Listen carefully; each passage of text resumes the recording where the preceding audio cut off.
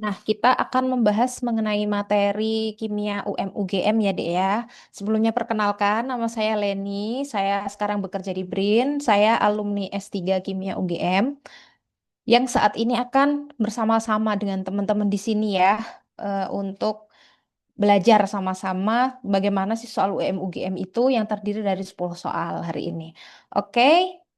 Sebelumnya, terima kasih untuk adik-adik RKS Ranger semuanya yang sudah menyempatkan waktu. Mungkin waktunya Sabtu ya, Sabtu untuk weekend, apalagi kemarin sudah libur gitu ya, namun tetap semangat. Jadi, terima kasih untuk kedatangannya. Kemudian, ada beberapa tips dan trik dalam menjawab soal kimia. Yang pertama yaitu utamanya kimia itu tentang mol, Dek. Jadi di situ ketika di soal ada gram sama mr atau gram sama ar, pasti kita mencari molnya itu dulu. Jadi jangan apa namanya nanti wah soalnya pasti ini ya eh, grade-nya tinggi. Nggak seperti itu. Kunci dasar dari masing-masing soal di kimia itu hanya perkara mol, yaitu mol sama dengan gram per mr atau gram per ar gitu ya. Oke, kita akan membahas 10 soal dari tahun 2024, 23, 22, 21, dan 2017. Di situ ada 10 soal ya. Nanti kalau misalnya per soal, aturannya per soal ketika nanti ada bagian materi dari bab itu yang belum dikuasai teman-teman di sini langsung ditanyakan aja setelah pembahasan gitu ya. Jadi satu soal nanti kemungkinan kita bisa ke 8 menitan gitu untuk membahas. Oke, nah ada beberapa lagi trik khusus. Jadi teman-teman di sini insya Allah udah hafal semua.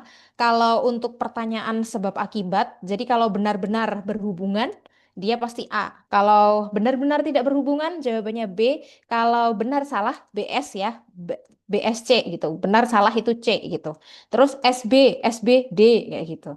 Terus kalau pernyataannya itu salah semua itu E. Kemudian yang petunjuk yang C nanti diingat-ingat kalau option A itu satu 2 dan 3. Terus kalau option B itu satu dan 3, yang C itu 2 dan 4, kalau D itu 4 aja yang benar, dan E itu semuanya benar. Oke, kita mulai ya dari soal tahun 2024 nomor 35. Di situ dijelaskan bahwa ada reaksi A plus B menjadi 2C. Nah, ternyata menghasilkan data percobaan. Jadi di situ ada konsentrasi A dan B yang diukur, kemudian laju reaksinya. Laju reaksi itu liter per sekon, jadi volume per sekon kayak gitu. Nah, konsentrasi A ketika 1 molar, B-nya 1 molar ternyata 4. Jadi ketika ada soal tentang order reaksi atau dalam bab ini babnya masuknya ke laju reaksi. Laju reaksi. Cara mencari orde, tips yang pertama yaitu ketika kita mencari orde A, kita lihat data B yang sama. Yang sama. Bagaimana melihatnya? Ini kan ada percobaan nomor 1, nomor 2, nomor 3, nomor 4 gitu ya. Namanya percobaan penelitian itu nggak mungkin 1 kali gitu.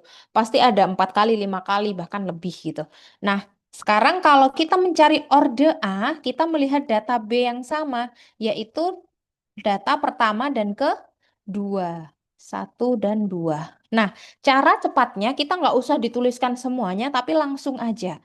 Yang sama nggak usah dituliskan. Berarti langsung 1/4 pangkatkan X. X itu ordernya yang A, dan Y itu ordernya yang B. Jadi di sini nanti pangkat X, di sini pangkat Y. Seperti itu. Langsung sama dengan 4/16. Nah, 4/16 ini kalau kita coret-coret kan 1/4 juga kan. Jadi nanti X sama dengan 1. Gitu ya. It's bisa ya, aman ya. Terus lanjut, kalau kita melihat yang orde B, kita melihat data A yang sama. Nah, kita lihat di sini, data A yang sama ternyata yang ini. Berarti kita langsung menuliskan yang 2/4 pangkatkan Y sama dengan 12/48. Gitu ya. Terus berarti gimana? 1/2 pangkatkan Y sama dengan, kalau 12 dibagi 12 itu 1, 48 dibagi 12 4. Berarti 1/4. Berarti berapa ini? Kalau sama-sama dikuadratin kan bisa ya. 1 kuadrat sama 2 kuadrat itu sama dengan 1/4. Berarti Y-nya adalah 2. Yang ditanyakan adalah orde total. Kalau orde total itu artinya X ditambah dengan Y sama dengan, berarti 1 ditambah 2. Berarti orde total dalam reaksi atau tingkat reaksinya itu jumlahnya 3. Maka jawabannya adalah yang A. Oke, ada pertanyaan untuk soal nomor 35?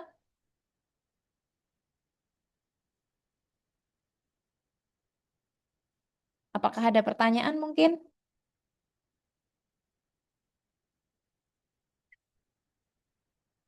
Oke, baik. Dari chat. Belum. Oke, udah hebat semua. Saya senang nih. Jadi kalau ditanya salah satu alasan saya kenapa kok gitu udah S3 udah di BRIN tetap mau apa namanya apa ya, belajar bareng gitu ya. Ya karena salah satu energi dan semangat yang positif dari adik-adik itu nular ke saya juga gitu. Jadi wah, ada impian nih gitu yang dicapai gitu. Jadi itulah salah satu semangatnya. Oke, aman ya nomor 35 berarti untuk bab laju reaksi aman. Terus untuk laju reaksi nanti biasanya di soal sebab akibat atau di soal yang nomor 1, 2, 3, 4 itu biasanya juga ditanya mengenai faktor-faktor laju reaksi, Dek. Jadi ada faktornya yaitu konsentrasi. Jadi kalau konsentrasi semakin tinggi, di situ artinya kan dalam satu wadah itu banyak partikelnya. Nah, pertumbukan partikel ini yang akan menyebabkan laju reaksi menjadi cepat. Kemudian yang kedua, faktornya adalah luas permukaan. Semakin luas permukaan, maka laju reaksinya semakin cepat. Ibaratnya kalau luas permukaan itu, ngebayangin aja nih gula batu, gula pasir, sama gula halus. Yang dilarutin dalam air, yang paling cepat kan yang gula halus itu. Itu namanya faktor dari luas permukaan. Yang ketiga yaitu suhu. Kalau suhu dinaikkan, dia akan meningkatkan energi kinetik. Kinetik itu kan gerak ya, maka mereka akan cepat bertumbukan. Kemudian yang keempat adalah katalis. Ada 4 faktor ini aja untuk laju reaksi. Kalau katalis itu fungsinya untuk mempercepat laju reaksi dan dia nanti akan diperoleh di akhir. Jadi istilahnya katalis ini mak comblang, mempercepat bertemunya A dan B. Kemudian kalau mereka AB-nya sudah terbentuk reaksi senyawa baru, maka katalisnya bisa diambil lagi. Oke, itu aja yang untuk nomor 35. Kita next lanjut ke nomor selanjutnya. Bentar,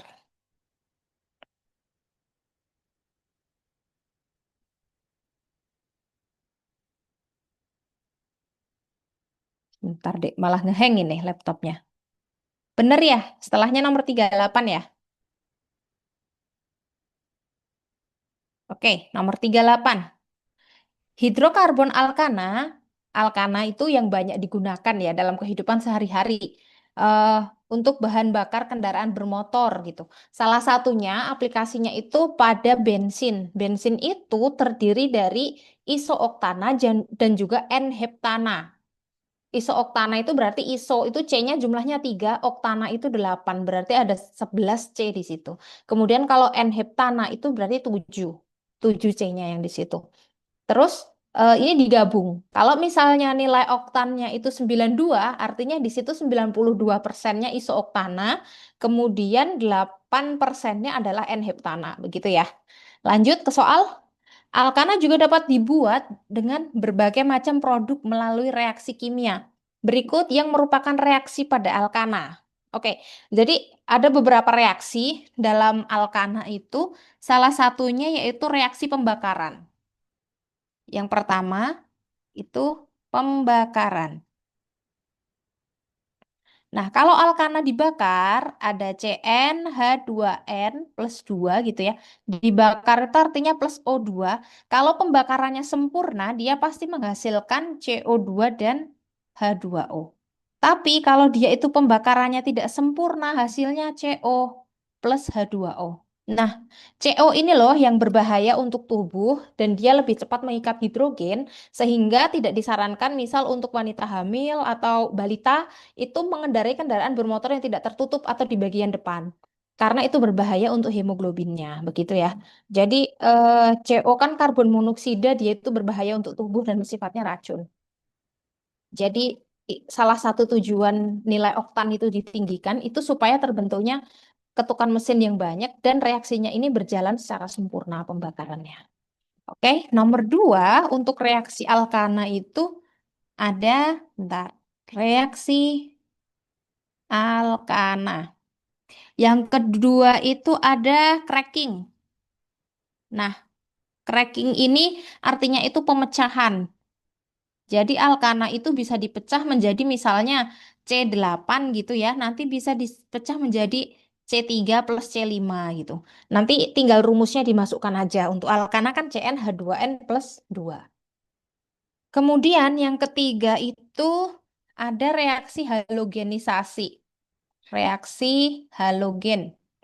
Dengan halogen artinya dia itu alkana akan bereaksi dengan golongan 7A. 7A itu ada apa aja? Ada F, Cl, Br, sama I gitu. Jadi nanti F-nya akan masuk satu dulu ke alkana menggantikan hidrogen yang ada di situ. Kemudian ada lagi yang keempat, dia itu ada reaksi eliminasi. Eliminasi. Jadi dia dari rantai tunggal akan menjadi rantai rangkap. Yang dieliminasi apa sih? Yang dikurangi adalah H-nya. Dikurangi H2 biasanya. Jadi istilahnya dua hidrogennya itu dihilangkan gitu. Nanti ada produknya di situ. Jadi dari rantai tunggal akan menjadi rantai rangkap. Gitu ya. Jadi untuk hidrokarbon yang ini reaksinya yaitu yang A. Pembakaran, substitusi, dan eliminasi. Reaksi halogen itu salah satu jenis dari reaksi substitusi. Substitusi, pergantian. Jadi yang diganti apa? Hidrogen dengan F atau Cl atau Br atau I itu. Gitu ya. Oke, jawabannya yang A. Apakah ada pertanyaan untuk soal nomor 38? Jadi gabungannya nanti kalau ada hidrokarbon yang alkana ini ke kimia karbon ya. Yang kimia karbon yang seperti alkohol, ether itu. Alkohol ini dasar utamanya, ether, kemudian ester dan lain-lain. Oke, dari chat kita buka dulu. Mana ini tadi dari chatnya? Kok belum ada? Bentar deh.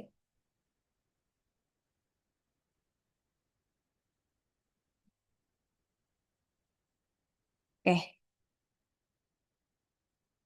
Reaksi substitusi apa aja? Nah, substitusi ini biasanya yang banyak itu pakai halogen, Dek, karena yang reaksi paling mudahnya halogen sama hidrogen itu sama-sama punya molekul kecil. Apalagi yang hidrogen sama F ya. Jadi misal seperti ini nih, saya punya reaksi ini. C, H ini C, ini H, H gini ya. C2H6 kan. Ini untuk yang nomor 3. Ditambahkan dengan HF. Misalnya. Nah, nanti salah satu H di sini akan terikat, sama-sama terikat, kemudian F-nya akan menggantikan di sini. Jadinya nanti di sini C, ini saya tulis gini aja ya. CH2, kemudian ada F-nya yang keganti. Gitu. Jadi F-nya ini nanti akan mengganti ke lokasi hidrogennya. Gitu. Apakah ada pertanyaan lagi mungkin atau ada yang belum jelas? Oke, sudah aman? Boleh saya lanjut? Masih oke ya? Cuman 10 soal, aman. Insya Allah bisa. Semoga aja yang hari ini belajar ya. Nanti ngerjainnya misalnya ada 15 soal ya paling nggak 14 soal bener kayak gitu. Semoga ya. Karena udah belajar gitu, effortnya lebih dari teman-teman yang lain. Yang lain mungkin main sekarang, lagi seneng-seneng, libur panjang. Tapi teman-teman di sini malah belajar. Oke, lanjut kita ke soal nomor 43. Yang kanan plus H2, betul. Betul. Jadi nanti apa sisanya plus H2. Karena kan hanya tadi bergabung. Tapi belum saya tuliskan ya tadi ya. Oke, saya tuliskan dulu aja biar nggak bingung.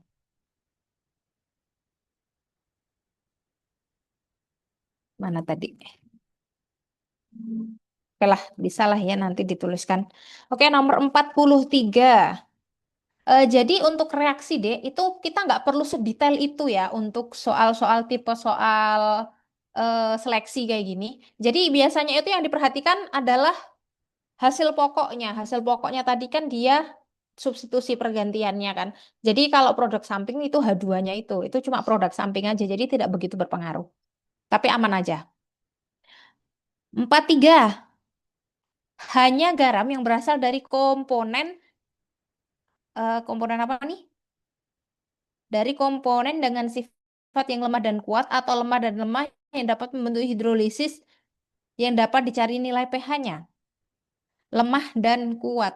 Sebab pada garam dari asam lemah dan basa lemah, harga pH sangat dipengaruhi oleh molaritas larutannya. Oke. Nah, pada garam hidrolisis ini, Dek, garam yang berasal dari komponen asam basa dengan sifat lemah atau yang lemah-lemah ya. Jadi misalnya ini kan tadi ada asam kuat sama basa lemah atau asam lemah dengan basa kuat, itu dia bisa mengalami hidrolisis. Hidrolisis sebagian. Nah, sifat garamnya itu ditentukan dari yang kuat. Sifat garam dari yang kuat. Misalnya dia itu dari basa kuat dan asam lemah, maka ini sifat garamnya adalah garam basa. Maka nanti kita mencari OH- gitu. Tapi kalau dia yang dari asam lemah dengan basa lemah yang sama-sama lemah ini nanti, dia itu dipengaruhinya dengan harga Ka dan Kb. Kalau harga Ka-nya lebih besar daripada Kb, maka kita mencarinya H+. Kalau dia itu Ka lebih kecil daripada Kb, kita akan mencari harga OH-nya. Oke ya, begitu ya, aman? Nah, kalau dia itu dari kuat sama kuat gimana gitu? Biasanya ada pertanyaan. Asam kuat dari basa kuat itu pasti dia netral, pH-nya pasti 7. Contohnya tuh NaCl. NaCl itu dari NaOH, basa kuat, dan HCl, asam kuat. Jadi dia karena sama-sama kuat pasti dia netral. Rasanya ya nggak semua garam itu rasanya asin kok. Contohnya aluminium sulfat itu kan dari asam ya, rasanya sedikit asam, akan cenderung sedikit asam karena aluminium sulfat itu aluminium dari basa lemah, asam sulfat itu sifatnya asam kuat. Jadi makanya garamnya akan cenderung ke kecut gitu. Terus ini pada garam yang lemah dan lemah itu ditentukannya tadi udah ya dari harga Ka sama Kb. Jadi jawabannya adalah yang C, karena dia itu benar, memang hanya dari yang salah satunya itu yang lemah dan satunya yang kuat, atau yang dia itu lemah sama yang lemah. Kalau sama-sama kuat tadi tidak bisa dicari atau ditentukan apa namanya hidrolisisnya, karena dia pH-nya sudah netral. Kenapa kok bisa gitu? Misalnya ditanya, kok bisa sih asam kuat sama basa kuat itu tidak bisa ditentukan? Jadi kalau asam kuat sama basa kuat misalnya NaOH, karena dia itu sifat basanya kuat, jadi dia selalu mengion untuk membentuk OH- dan Na+.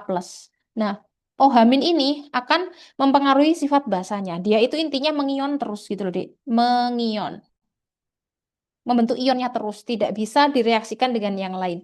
Begitu juga dengan HCl. Dia akan cenderung sukanya itu yang bentuknya H+ terus dan Cl- terus, di mana H+-nya ini akan membentuk sifat asam.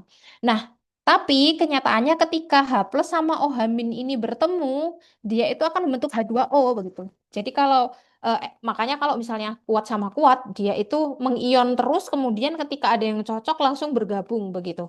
Jadi tidak bisa ditentukan derajat hidrolisisnya. Oke, aman sampai di sini? Jawabannya yang C. C itu benar dan salah. Ada pertanyaan mungkin untuk soal yang ini, Dek? Nomor 43.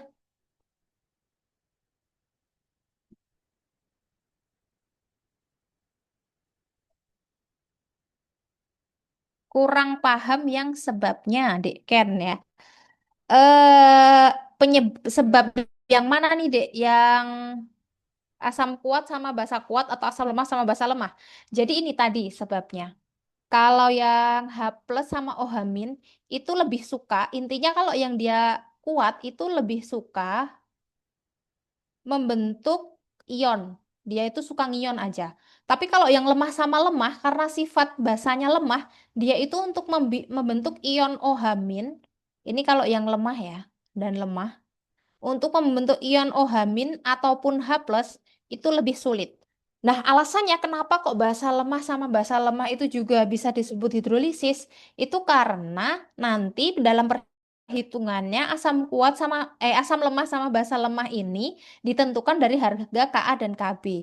Ka dan Kb itu kan dia dari hasil penelitian terdahulu kan, jadi kita tidak perlu menghitung tetapan artinya K itu Ka sama Kb. Terus dia itu nanti bisa ditentukan kalau harga KA-nya lebih besar. Jadi misal seperti ini. KA-nya itu 10 pangkat min 5. KB-nya itu 10 pangkat min 4. Berarti dia kan lebih besar yang KB gitu. Karena pangkat negatifnya yang kecil. Nah, kalau dia pangkat negatifnya lebih kecil, lebih gedean yang KB, kita pakai rumusnya yang OH min. OH min yang mana rumusnya? Akar KW, sorry, per KA dikalikan KB. Ini untuk yang lemah sama lemah. Gitu ya. Oke, Dek, kan aman? Apakah ada pertanyaan yang lain? Oke, sip, bagus. Kita lanjut boleh ya? Lanjut nomor berapa sekarang berarti? Next.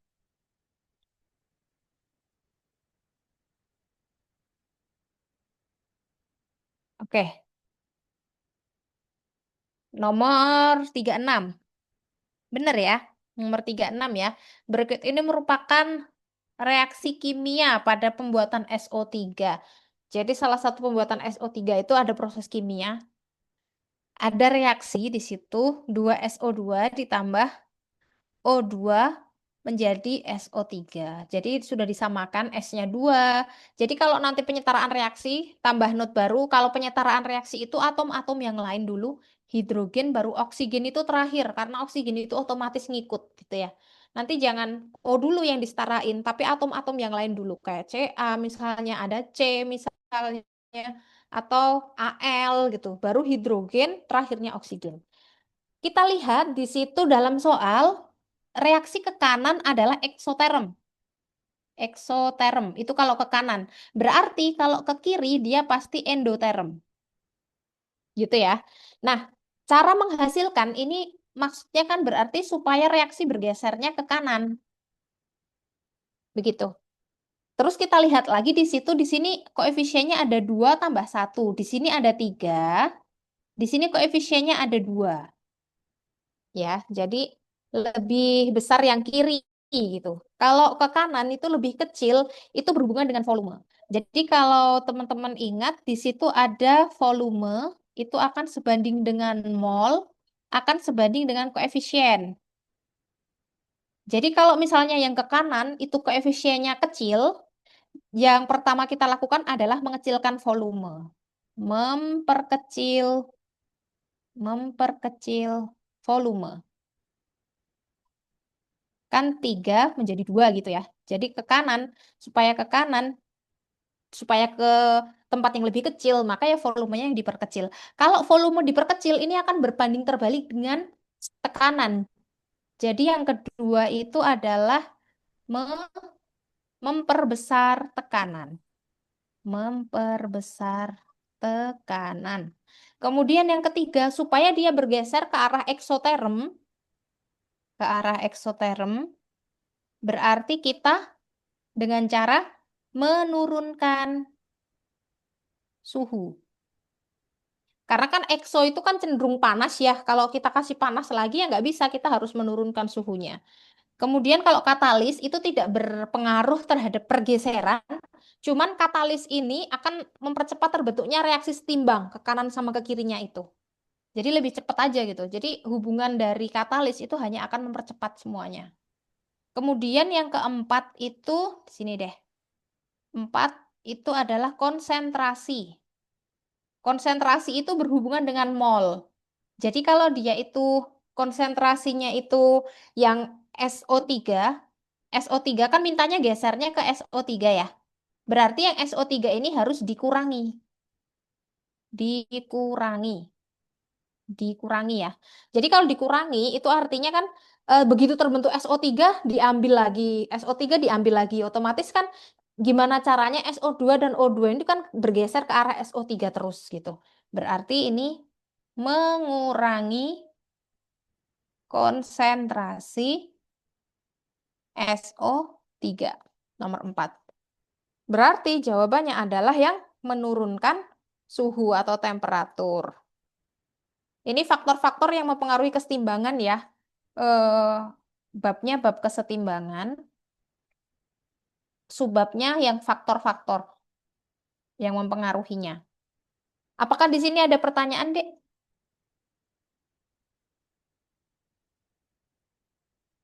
Bab kesetimbangan kimia, biasanya yang ditanyakan selain faktor-faktor itu ada Kc dan Kp. Apa ada pertanyaan untuk sampai sini?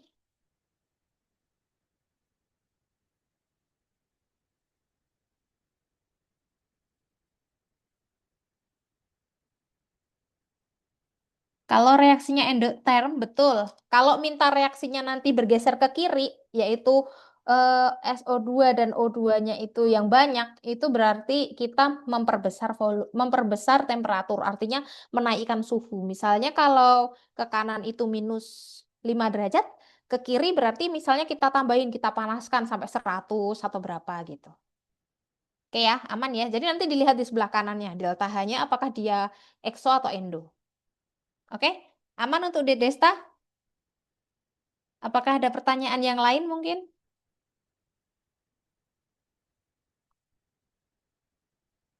Oke, next ya. Next.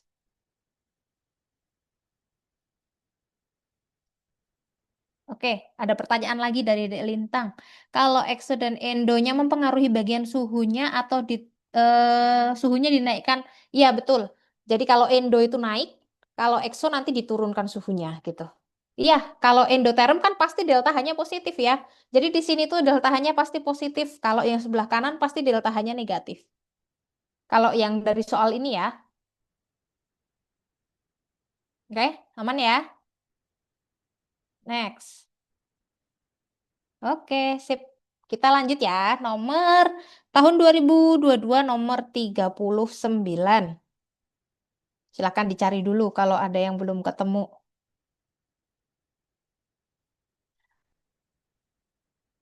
Oke, ini ada data. Kalau data seperti ini, pasti E0-nya itu E0 reduksi ya. Ini pasti reduksi. Reduksi. Ini juga reduksi. Kita lihat, yang lebih kecil yang mana? Yang CR3 plus. Berarti kita kalau dalam deret volta, CR itu, CR itu akan di sebelah kiri, lebih kiri daripada CD, kadmium. Kromium itu di kirinya kadmium. Nah, kalau seperti itu, untuk enol reduksi yang kecil, ini kita balik. Supaya apa? Dia itu menjadi oksidasi. Karena aturannya dalam deret volta yang sebelah kiri akan cenderung mengalami oksidasi, yang sebelah kanan akan reduksi. Kenapa kok seperti itu? Supaya jumlah E0-nya positif. Jadi reaksi yang terjadi gimana nih? CD 2 plus plus 2 elektron menjadi CD. Ini min 0,4 tetap karena dia reduksi. Karena dia di sebelah kanan ya. Ini kanan, ini kiri. Kemudian yang ini dibalik. Jadi dari CR menjadi CR3 plus plus 3 elektron. Di sini positif 0,74. Nah, reaksi yang terjadi gimana ini berarti? Yang oksidasi dulu berarti Cr plus Cd2 plus menjadi Cr3 plus Cd. Nah, E0 selnya berarti di sini positif 0,74. Nah, kalau yang dia itu oksidasi, ini oksidasi. Oksidasi itu terjadi di anoda. Anoda oksidasi, katoda itu akan selalu mengalami reduksi. Nah, kalau dituliskan dalam diagram sel ya, diagram sel, berarti ini Cr akan menjadi Cr3 plus, ini jembatan garam, Cd2 plus menjadi, sorry, menjadi Cd. Jadi E0 sel sama dengan 0,74. Jadi jawabannya yang paling tepat yang B ya. Jadi tadi kan pada katoda reduksi, bukan oksidasi. Kemudian kalau yang option C, itu anoda terjadi reaksi oksidasi dari CD, bukan CR harusnya. Kemudian kedua reaksi setengah sel dihubungkan, maka CR akan tereduksi menjadi Cr3+. Kebalik oksidasi ya. Ini salahnya di sini, ini salah di sini. Ini juga salah di sini. Kemudian CD adalah reduktor. Nah, yang mengalami reduksi itu kan namanya oksidator. CD itu namanya oksidator, bukan reduktor. Jadi jawabannya B. Oke, aman? Apakah ada pertanyaan, Dek? Untuk soal ini, nomor 39, kayaknya ini kelas 12 ya. Jadi kemungkinan besar masih ingat. Kelas 12 semester 2, semester 1 bab kedua. Em, oke, aman ya, Dek Cerina udah aman. Teman-teman yang lain udah aman. Pokoknya jangan sungkan, Dek, tanya-tanya aja nggak apa-apa. Kalau misalnya belum paham, nggak apa-apa, bilang belum paham. Kita pahamkan di sini sebelum pertempurannya. KE0 selnya kenapa kok 0,74? Itu dari dari deret volta dari penelitian terdahulu. Kemudian kenapa kok jadi positif? Karena kan dibalik deh reaksinya. Tadi kalau yang CR-nya itu CR reduksi, itu kan negatif 0,74. Nah, jadi dia kan mengalaminya jadi oksidasi kan, makanya dibalik supaya dia jadi positif. Lah kenapa kok CR yang dibalik? Karena CR berada di sebelah kirinya CD. Gitu. Jadi kalau yang sebelah kiri itu reaksinya akan cenderung oksidasi. Kalau data di soal itu kan selalu reduksi gitu. Jadi supaya dia oksidasi.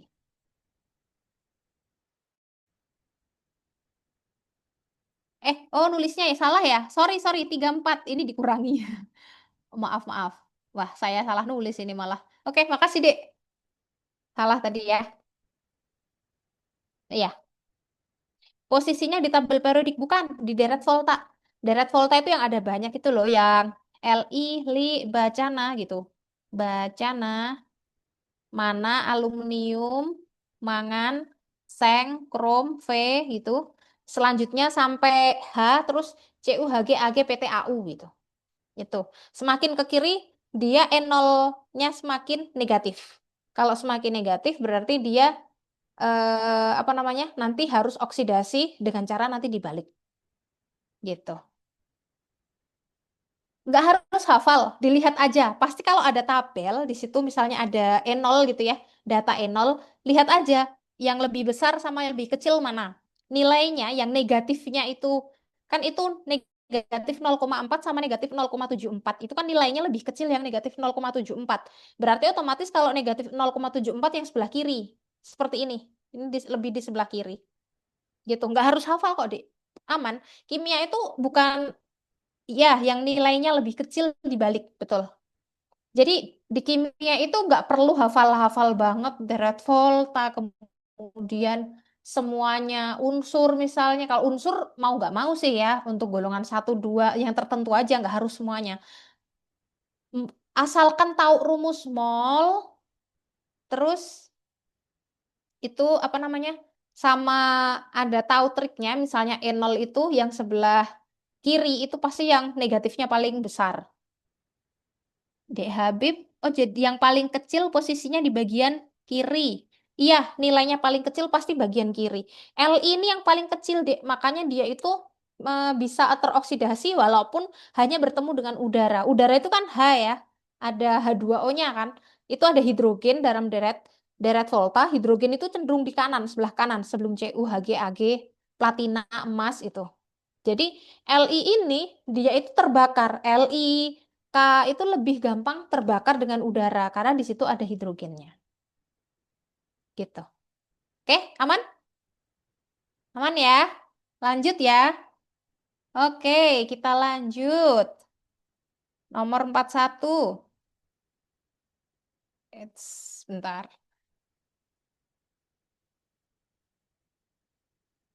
Nomor 41. Malah terfokus sama jawaban ya, kepencet. Nggak apa-apa lah, bonus. Jawabannya B ya, benar-benar tidak berhubungan. Kenapa seperti itu? Nah, untuk menghindari korosi, lempeng besi dengan, ini kan reduksi lagi nih, diamati deh. Ini reduksi lagi kan, Fe2 plus menjadi Fe, berarti reduksi. Kemudian dilapisi seng. Seng itu juga mengalami reduksi. Kalau dilihat datanya seperti ini, berarti Fe cenderung di mana? Fe sama Zn. Berarti kan Zn-nya itu yang di sebelah kiri, Fe-nya yang di sebelah kanan. Nah, ini bedanya. Dia kalau dilindungi pelapisan itu yang malah yang dilapisi yang sebelah kanan. Tapi kalau di dalam tanah itu yang sebelah kiri yang akan dilapiskan. Gitu. Kemudian kita lanjut dengan proses elektrolisis. Benar. Kalau elektrolisis ini bedanya, Dek. Elektrolisis itu yang melapisi itu malah yang di sebelah sebelah kiri.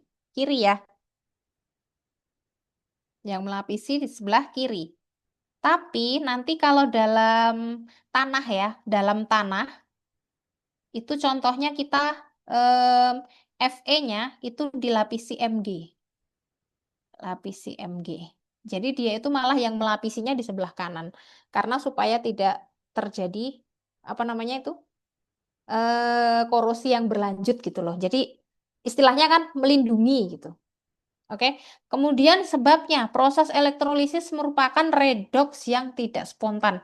Salahnya, ya benar sih redoks reaksi elektrolisis itu tidak spontan karena dia itu eh, enol selnya itu nanti dia tidak akan positif dan dia itu akan cenderung memilih yang melapisi yang teroksidasi itu yang sebelah kanan gitu. Jadi kebalikan, makanya dia tidak spontan. Enol selnya itu negatif, artinya tidak spontan. Jadi benar kebalikan dari reaksi elektrokimia atau redoks. Kalau elektrokimia yang soal sebelumnya, itu enol selnya harus selalu positif. Karena dia yang akan melapisi, yang akan hancur itu yang sebelah kiri. Tapi kalau prinsip elektrolisis, dia itu yang melapisinya, sorry, kanan ya. Kanan deret volta. Sebentar,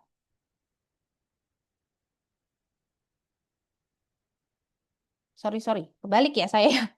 Jadi kebalik deh. Iya bener, bener tadi seperti ini. Sebentar, kita cek ya di deret volta. LIK, BA, CA, NA, terus MN, Z, CR, FE. Bener, ZN sama FE. Jadi nanti untuk yang melapisi itu biasanya dia di sebelah kiri kalau elektrolisis, kalau nanti yang apa namanya? Ini di sebelah kanannya. Ini Fe sama Mg-nya itu di sebelah kanannya yang Mg. Betul. Ini yang kanan ya. Kalau dalam tanah kita pakai sel volta, berarti yang melapisinya yang kanan. Kebalik tadi saya. Oke, maaf ya, tadi kebalik, salah nulis. Oke, aman? Sampai di sini sel volta sama elektrolisis. Jadi berbeda. Kalau elektrolisis itu gimana caranya? Yang kanan itu akan mensubstitusi terus, akan menggantikan kayak gitu. Kalau elektrolisis dia itu akan melapisi supaya apa? Terkecoh yang akan korosi itu adalah yang Zn-nya, bukan Fe-nya gitu. Jadi bedanya di situ. Oke, apakah ada pertanyaan, Dek?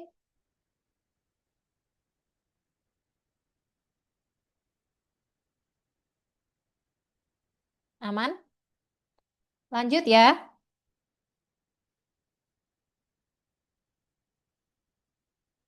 Oke, lanjut ya. Nomor 44 masih soal dengan tahun yang sama.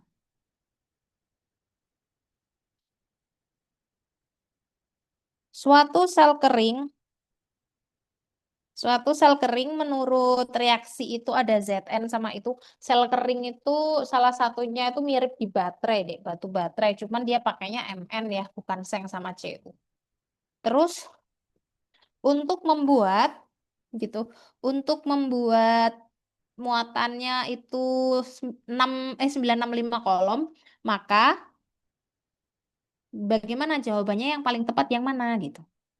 Oke, kita mencari jumlah Zn yang bereaksi dulu. Yang pertama kita mencari Zn yang bereaksi.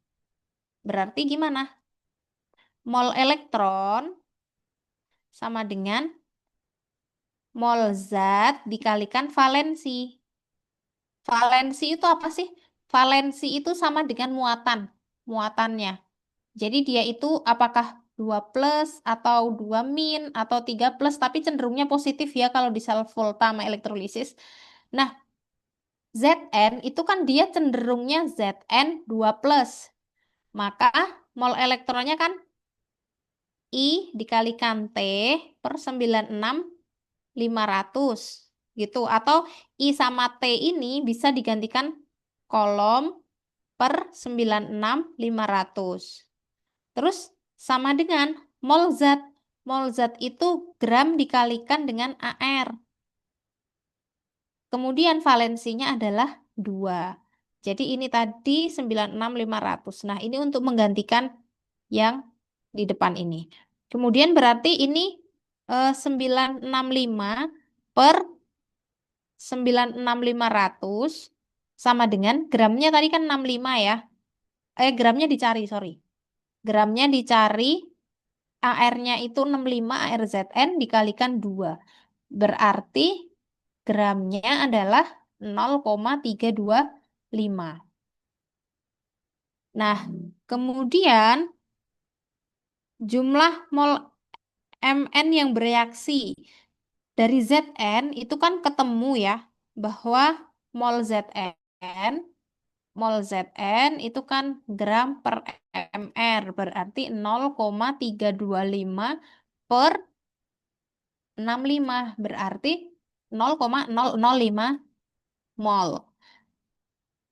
Nah, jadi di situ kalau tadi kan mol Zn dari reaksi ya, kita lihat itu dari reaksi itu kan Zn banding Mn itu kan 1:2. Nah, kalau satu itu 0,005 berarti kalau 2 0,01 mol gitu. Berarti massa Mn-nya adalah 0,01 dikalikan AR-nya. Berarti berapa? 0,01 dikalikan dengan ARMN. Berapa tuh? 55. Sorry, MnO2 ya. Berarti di sini MnO2. MR berarti di sini. Itu MR-nya berarti tadi berapa? 55 ditambah O2 tambah 32 berarti 87. Berarti 0,87 gram. Oke, nomor satu sudah ada jawabannya ya. Yang ini. Kemudian 0,0 jumlah ZnMnO2. Berarti ini kan satu, koefisiennya satu. Di sini kan ini satu, ini koefisiennya 2, di sini juga satu. Berarti sebanding dengan Zn tadi. Berarti kan perbandingan satu. Satu perbandingan. Berarti juga 0,05. Ini udah benar. Kemudian kita juga mencarinya. Kan tadi yang Zn dibanding MnO2 dibanding ZnMn2O4. Ini kan 1:2:1. Tadi di sini 0,05, di sini 1, di sini 0,05. Kemudian dalam sel tersebut MnO2 bertindak sebagai reduktor. Bukan, dia oksidator. Kenapa oksidator? Karena dia mengalami reduksi. Jadi reduksinya dari Mn4+ menjadi Mn2+.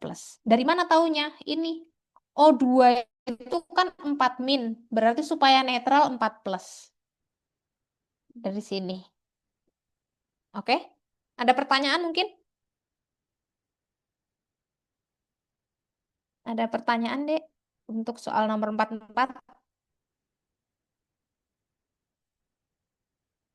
Nomor duanya.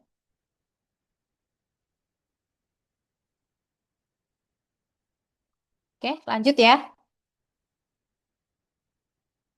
Kita lanjut ke soal berikutnya. Benar, jawabannya yang B, 1 dan 3. Lanjut ke soal nomor tahun 2019 ya, nomor 40. Waktu paruh bismut itu bismut 210 itu lambangnya ini. BI, nomor masanya 210. Waktu paruhnya 5 hari. Waktu paruh itu T setengah, 5 hari. Maka waktu yang dibutuhkan miligram meluruh menjadi. Nah, seperti ini. Cara gampangnya, kan waktu paruhnya itu 5 hari ya. Berarti kan ini cara apa ya? Cara simpelnya tanpa rumus itu seperti ini. Kan dari 0,032. Kalau jadi setengahnya kan 0,016. Jadi setengahnya 0,008. 0,004, 0,002, 0,001. Ini 5 hari. 5 hari. Ini 5 hari. Ini kalau kita nggak hafal rumus. Jadi ada aja pokoknya cara supaya kita itu gimana sih kalau udah mentok banget. Nah, ini kayak gini aja. Ini 5, 5, 5. Tinggal di total. 5 kalikan 5. Berarti ini totalnya 25 hari. Udah pasti benar. Jawabannya yang B. Ya kan, benar. Nah, kalau pakai rumus gimana? Kita pakai rumus yang ini. NT sama dengan N0 dikalikan setengah dikali pangkat delta T per T setengah itu. NT itu mintanya, berarti kan terakhirnya 0,01, N0 awalnya 0,032, pangkatkan setengah karena mintanya waktu paruh jadi separohnya. Terus delta T waktu paruhnya 5. Kemudian berarti bisa kita cari dulu di situ 1/32. Ini nah, taruh sini aja. Sama dengan setengah pangkatkan delta T per 5. Nah, ini kalau kita tuliskan setengah kan pangkat 5. Sama dengan setengah pangkat delta T per 5. Terus setengahnya kita coret. Berarti delta T per 5 sama dengan berapa? 5. Berarti delta T-nya sama dengan 5 kali 5. Berarti 25. Dah ketemu. Sama. Mau pakai cara yang pertama, yang tanpa rumus, atau pakai rumus, nggak apa-apa. Aman. Gitu ya. Apakah ada pertanyaan deh untuk waktu paruh ini masuknya di laju reaksi juga?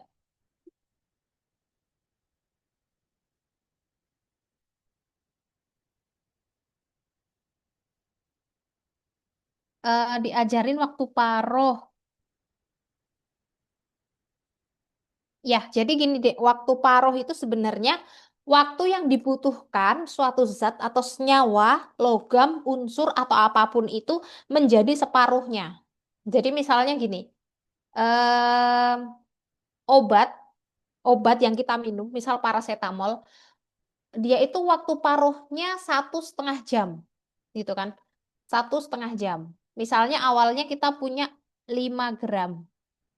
5 gram yang kita telan, itu waktu paruhnya itu 1 jam gitu. Berarti kan dia dari 5 gram itu akan menjadi 2,5 gram gitu. Itu perlu waktu 1 jam. Nah, kemudian dia separuhnya lagi berarti 1,25.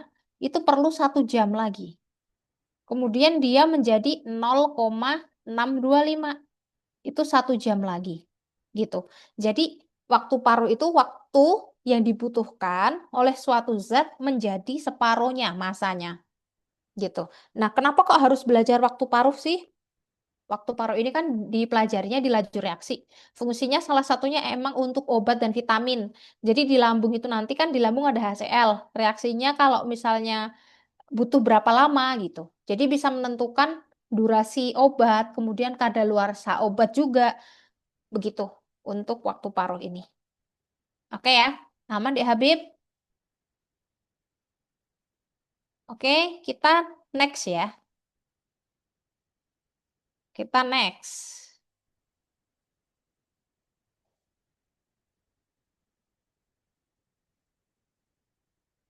Oke, nomor 55. Faktor yang eh, probabilitas tadi, tubrukan antar molekul reaktan. Nah, ini sebenarnya masuknya di faktor-faktor laju reaksi tadi. Laju reaksi. Apa aja tadi? Konsentrasi, terus luas permukaan, kemudian suhu. Suhu, konsentrasi itu berhubungan dengan tumbukan. Kalau luas permukaan itu berhubungan dengan bentuknya, apakah dia besar, kecil, atau kecil sekali. Kemudian kalau suhu itu berhubungan dengan energi kinetik. Kalau katalis itu mak comblangnya, mempercepat reaksi dan nanti di akhir didapatkan lagi. Jawabannya adalah dengan memperkecil ukuran reaktan itu berhubungan dengan luas permukaan, pengadukan itu juga mempercepat di situ termasuk energi kinetik, pemanasan itu juga energi kinetik. Selama dia itu ada pergerakan, pasti ada pengaruh energi kinetik di situ.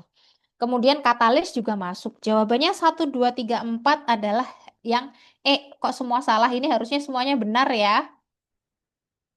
Jadi satu 2 3 4 benar semua. Ini tadi salah kayaknya saya nulisnya. Harusnya semuanya benar ya. Oke, lanjut.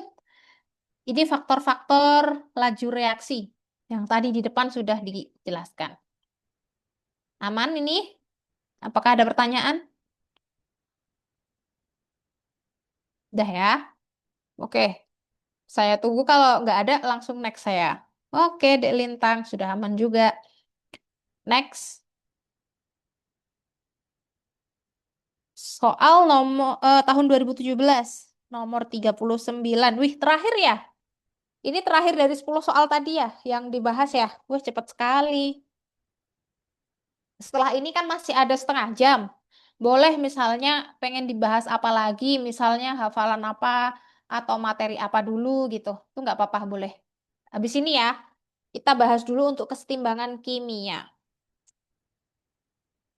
Di situ ada NO2 setimbang dengan, kita tulis dulu reaksinya. Sebentar, pen saya mati.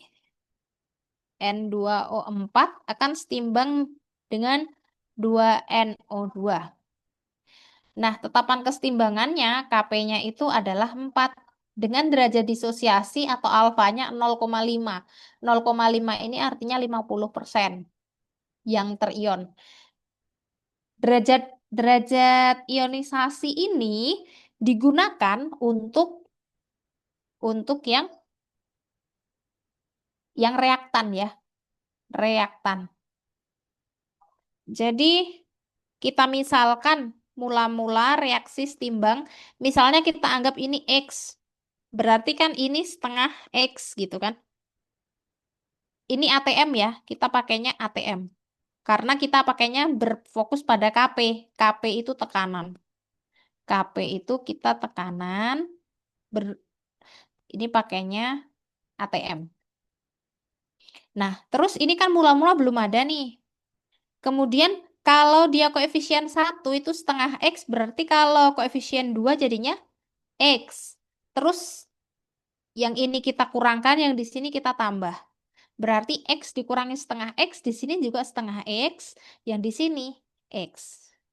Nah, cara mencari Kp itu kan sama dengan kon, tekanan dari NO2 dipangkatkan dengan koefisiennya dibagi dengan N2O4 atau reaktannya. Dipangkatkan koefisien karena satu nggak usah ditulis. Berarti Nah, kalau kesetimbangan kimia berarti kita pakai fase setimbang. Tapi kalau misalnya kita pakai laju reaksi atau yang lain, itu pakainya yang fase R-nya, fase reaksinya. Oke, di situ ada X, berarti kuadrat, per setengah X. KP-nya tadi berapa? 4, gitu kan? Terus setelah itu gimana? Berarti ini kita kalikan silang ke sana. Ini kita kalikan silang ke sana, berarti 2X sama dengan X kuadrat. Nah, kita pakai persamaan yang matematika ya.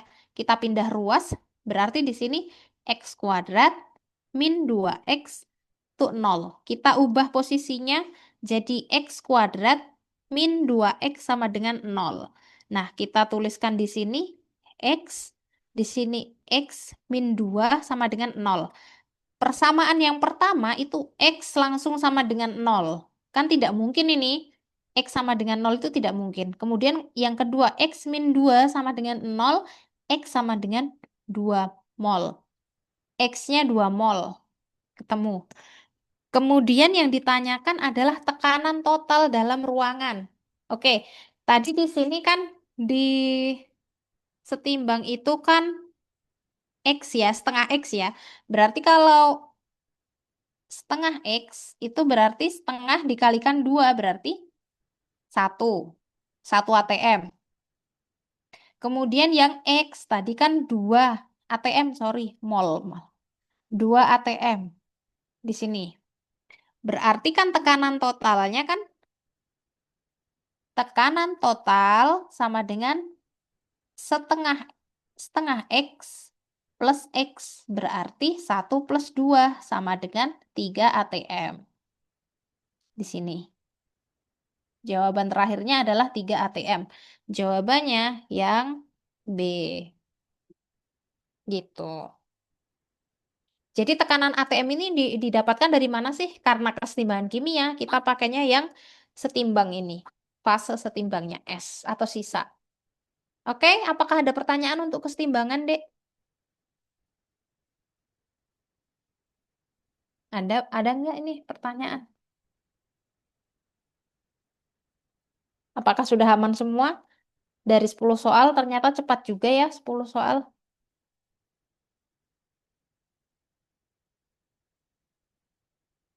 Sudah? Sudah aman ya? Oke, silahkan kalau misalnya ada rumus KP mau dicatat. Oke, habis ini ya kita tuliskan dulu rumus KP. Oke, sebentar.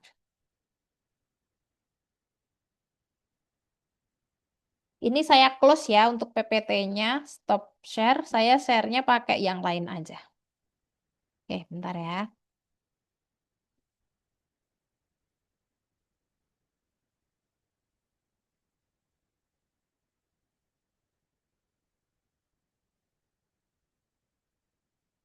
Sama apa tadi? Rumus KP, rumus-rumus yang sering keluar. Oke, izin share screen ya.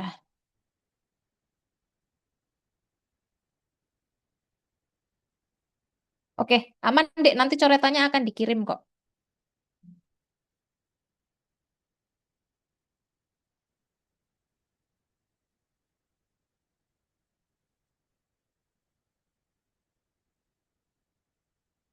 Saya bikin ini dulu bentar-bentar. Rumus KP ya.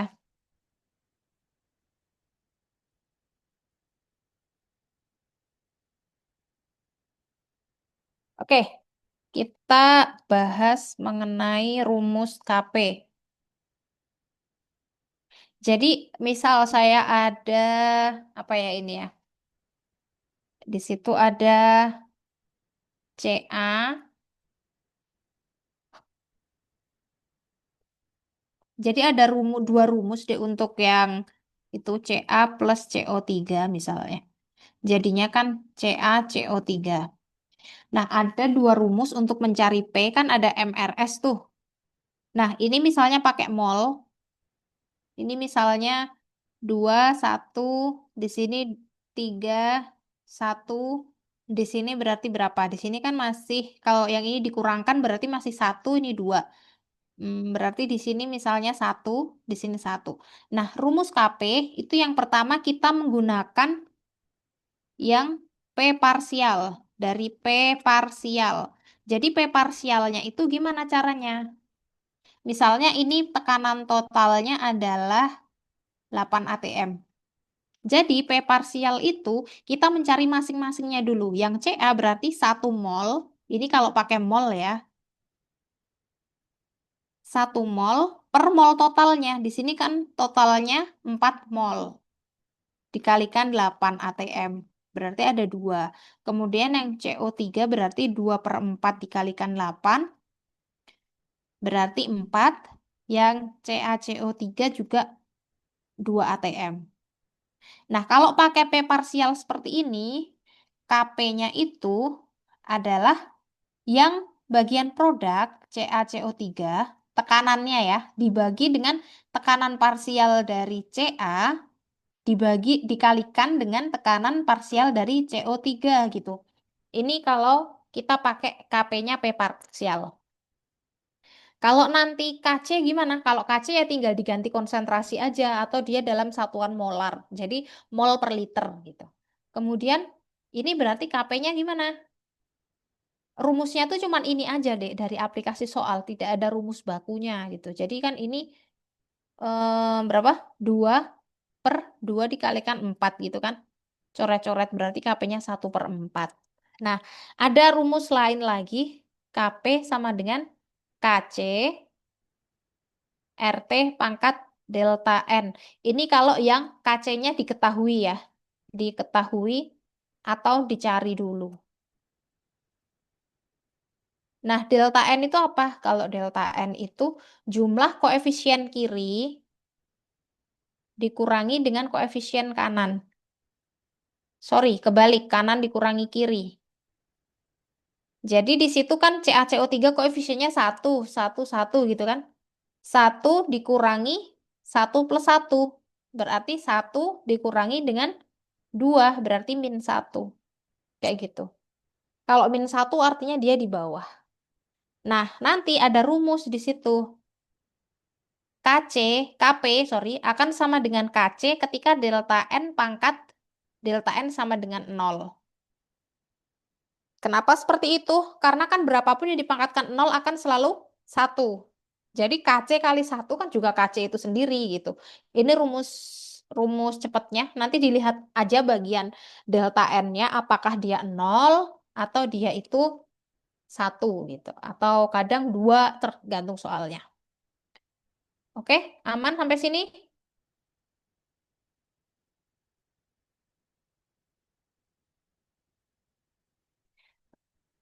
Aman ya? Oke, untuk DHB terkait kelarutan dan hasil kali kelarutan. Jarang sih dia, Dek ya. Kalau KSP itu setahu saya terakhir itu 2013 kalau nggak salah. Soalnya dia ini materinya itu nggak materi baku gitu loh. Karena aplikasinya paling sedikit. Dan biasanya kalau soal-soal seleksi kayak gini itu yang terkait kehidupan sehari-hari yang pasti keluar. Koloid juga jarang sih, tapi ya tidak menutup kemungkinan ada. Kalau kelarutan dan hasil kali kelarutan kan dia sama sebenarnya kan kelarutan itu sama dengan molaritas. Asalkan tahu rumus molaritas, mol dan lain-lain itu bisa. Rumus yang sering keluar. Dipelajari aja deh rumus dari mol. Mol itu gram per mr. Kemudian molaritas itu pasti keluar. Kalau yang lainnya kan aplikasi dari soal-soal aja ya. Kemudian asam basa. 3 bab rumus asam basa dari pH, hidrolisis, buffer itu sering keluar juga, pasti keluar. Kemudian apa lagi tuh? Biasanya yang kelas 12 itu pasti yang keluar tadi sel volta elektrolisis sama satu lagi di bab sebelumnya itu. Apa sih? Koligatif larutan. Itu juga keluar. Stoikiometri pasti deh itu hitungan kimia berhubungan sama mol dan lain-lain itu pasti banyak keluar juga untuk stoikiometri. Kadang stoikiometri ini juga dihubungkan dari pH itu kan termasuk stoikiometri karena ngitung. Kalau stoikiometri yang ngitung endapan dan lain-lain itu nanti masuknya di aplikasinya langsung. Jadi kayak misal mencari gramnya itu berapa, Terus berapa persen yang larut, berapa persen yang terdisosiasi, itu kan masuknya stoikiometri juga.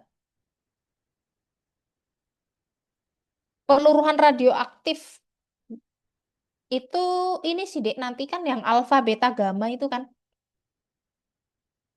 alfa, beta, gamma. Jadi misal gini ya, ada saya nggak tahu angka pastinya. 218 CU. Bentar, pen saya mati malah.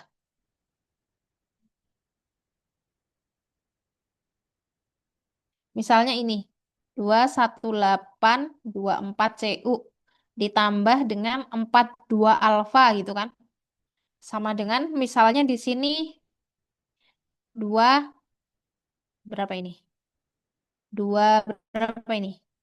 4 2 di sini 25 Y plus misalnya kan ini 0 sama -1 berarti ini beta. Nah, nanti tinggal kita itu menyesuaikan angka-angkanya di atas sama di bawah aja gitu. Kan 218 tambah 4 itu 222. Sedangkan 222 tambah 0 itu kan juga 222.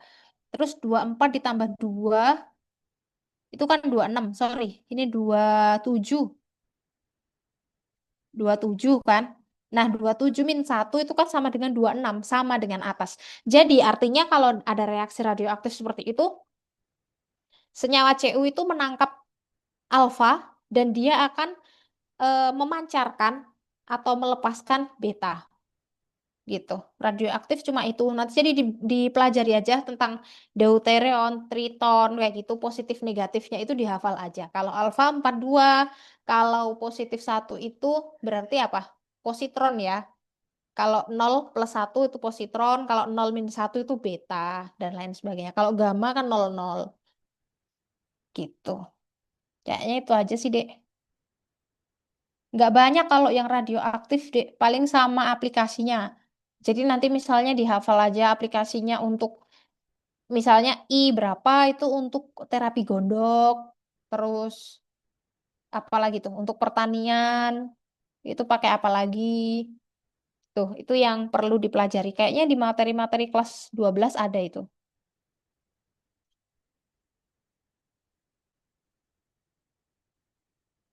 Ada pertanyaan lagi mungkin deh yang lain? Masih ada sekitar 15 menit.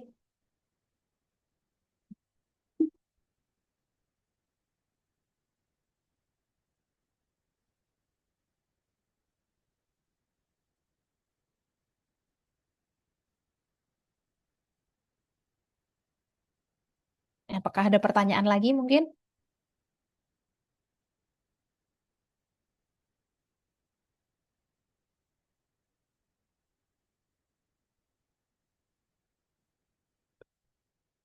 Oke, sudah aman semua ini.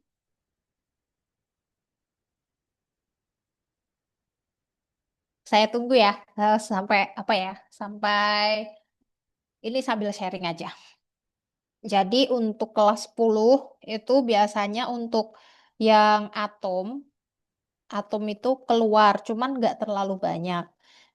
Kayak biasanya yang keluar itu yang N, L, M, spin, itu sifat, 4 sifat tentang atom itu yang apa, N, terus azimut, bilangan kuantum itu keluar. Terus ada lagi kadang itu yang bagian sifat-sifat periodik. Kalau dari atas ke bawah energi ionisasinya semakin kecil, kemudian dari atas ke bawah jari-jarinya semakin besar dan lain sebagainya itu. Terus ada lagi apa lagi ya, kelas 10 stoikiometri yang banyak mah kelas 10. Oke, ini serius deh namanya AC Lole gitu. Oke lah, kita bentar ya. Ini tak tambahkan dulu untuk yang bagian kita bahas mengenai asam basa yang H plus OH min.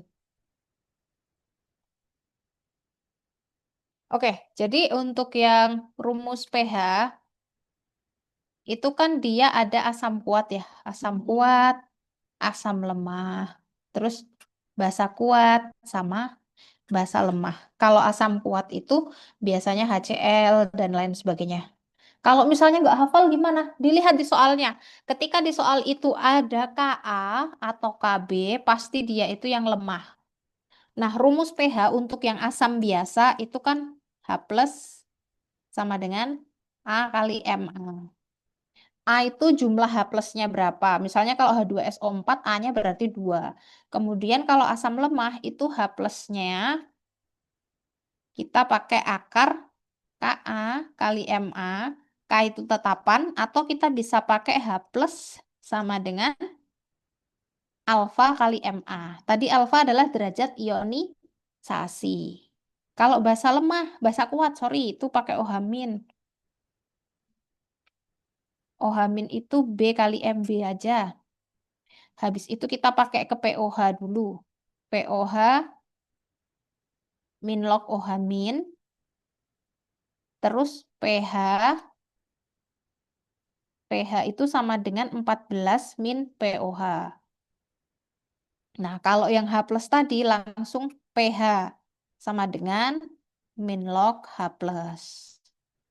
Sama di sini juga nanti. Nah, kalau yang basa lemah itu juga pakai OH min,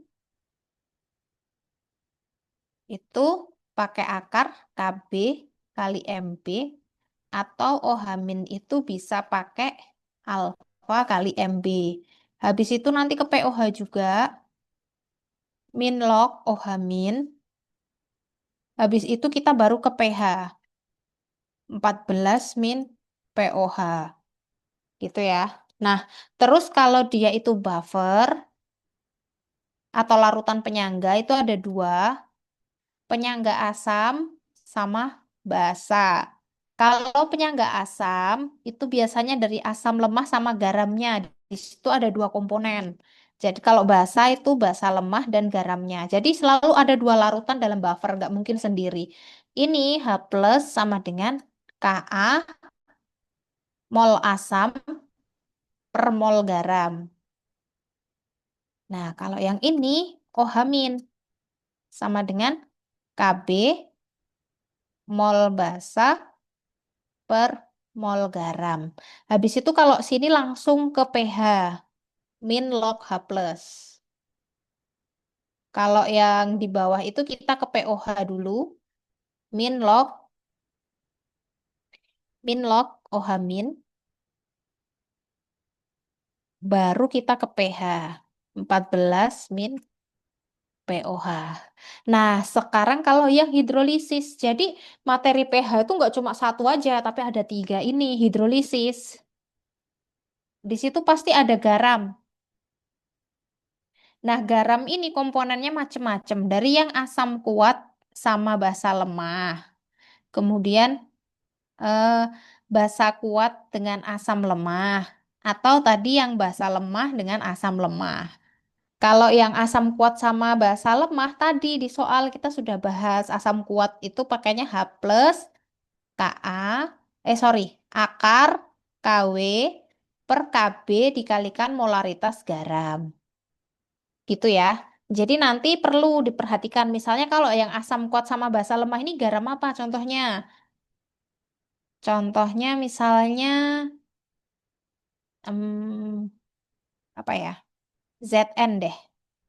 Salah. NH4Cl. NH4Cl. Kan NH4 dari NH4OH, basa lemah. Cl dari HCl. Nah, yang basa lemah sama asam basa kuat asam lemah itu pakainya OH min.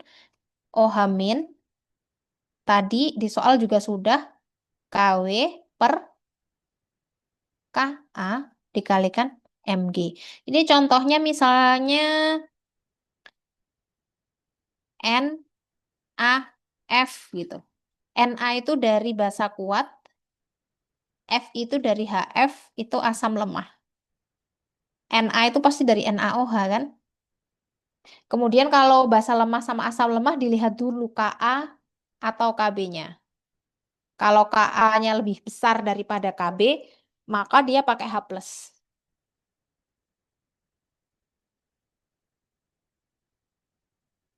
Kalau yang asam Dek Habib, asam lemah itu nyari pH-nya gimana, Kak?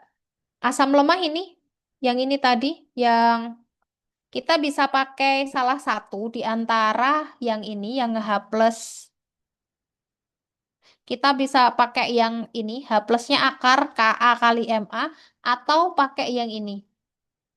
Kalau dia misalnya terion 50%, berarti alfanya 0,5. Misalnya terionnya 50%. Langsung alfanya berarti 0,5. Berarti kita pakai rumus yang kedua, yang H plus sama dengan alfa kali Ma. Terus kalau misalnya diketahui Ka, ya berarti kita pakai rumus yang pertama, akar Ka kali Ma itu. Jadi untuk yang lemah, baik asam lemah maupun basa lemah, itu tuh ada dua cara. Mau pilih yang tergantung di soalnya nanti, yang diketahui Kb atau alfa.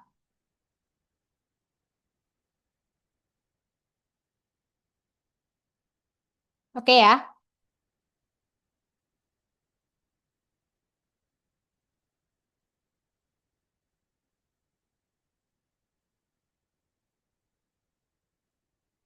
Oke, sudah aman. Ini serius deh namanya aselole, kayak goyang aja nih. Gak usah dibikin tegang ya untuk ujian itu. Semua orang itu melalui itu. Cuman yang harus diingat, perjuangan sekarang, apa yang dilakukan sekarang itu untuk nganterin kita ke kesuksesan di masa depan.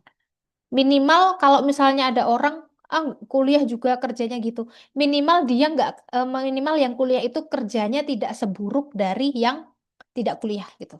Jadi menurut saya penting ketika kita sudah dapat privilege untuk kuliah, kita sudah dibiayai, kita apa namanya, ada perjuangan di situ, itu value kita. Ketika seorang itu mau berjuang, mau berubah menjadi lebih baik, mau menggapai setiap tujuan dan harapan yang diinginkan, yang itu dalam tanda kutip selalu baik ya, dalam hal kebaikan, itu pasti akan dipermudah dan itu adalah orang-orang yang bervalue. Orang yang tidak bervalue itu tidak tahu arti sebuah perjuangan. Itu aja sih mungkin. Jadi saya yakin di sini tuh masih ada semangat yang tinggi dan universitas-universitas yang baik di depan mata. Terus jangan ini, jangan patah semangat. Pokoknya selama kita masih ada usaha, masih ada doa, masih ada restu orang tua, insya Allah semuanya itu akan berjalan sesuai dengan harapan. Gitu ya, Dek ya. Apakah ada pertanyaan lagi mungkin? Tinggal 5 menit aja tapi. Oke, kalau sudah ini saya stop share, nanti saya kirim untuk apa namanya ininya, untuk hari ini, untuk apa namanya PPT-nya dan lain-lain. Terus tunjukkan kualitas kita, kita orang-orang yang punya nilai, orang-orang yang apa namanya tidak menyerah dengan apapun karena kita masih punya tekad gitu ya. Jadi istilahnya eh selama prinsip, selama akar kita itu masih ada celah untuk merekah kayak gitulah intinya. Jadi untuk hari ini aja mungkin dari saya, nanti PPT-nya saya kirim ke admin. Terima kasih untuk semangatnya, terima kasih untuk respon baiknya. Semoga teman-teman di sini semuanya sukses ke depannya. Selamat sore, Dek. Assalamualaikum warahmatullahi wabarakatuh.